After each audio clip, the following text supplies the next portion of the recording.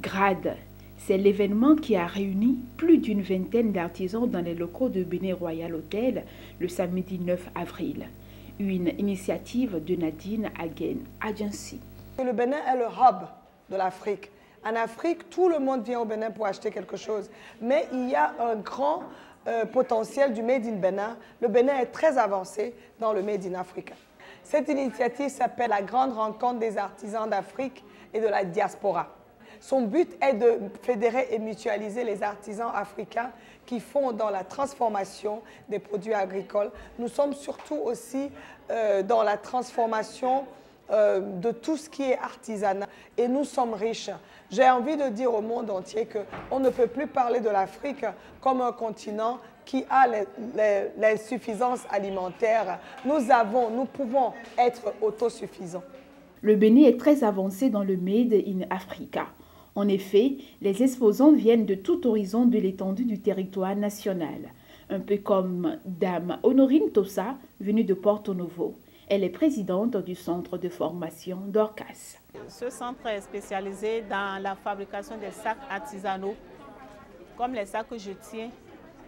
Il y en a des sacs de sortie, des sacs de marché, et les lits picots, les chaussures et les pots de fleurs. Je produis des maquettes de tissus que j'ai mises en forme avec ces tissus-là que j'ai créés.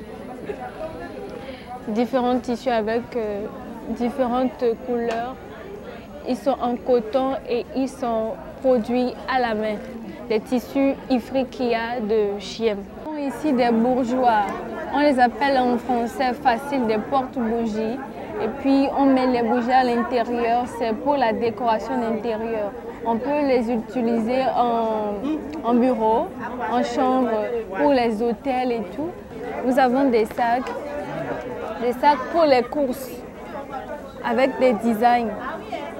Les producteurs et artisans ont bénéficié aussi d'une formation axée sur les enjeux, les défis et les facteurs clés de succès à l'exportation. Le message que j'ai voulu passer aux exposants, c'est que l'exportation ne s'improvise pas. Ça se prépare, il faut une planification qui consiste à savoir où on veut exporter, sur quel marché, le connaître la taille du marché des concurrents, comment on veut exporter, quand exporter, comment, etc.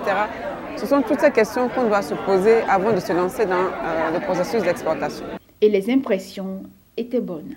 Je suis agréablement surprise, très surprise et très agréablement surprise par la diversité, la qualité des produits, la qualité des exposantes.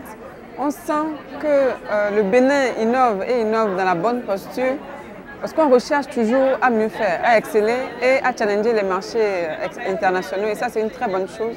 Alors je pense que c'est une belle opportunité et c'est une activité à poursuivre à plus grande échelle, en synergie toujours, parce qu'ensemble on est plus fort et on va plus loin.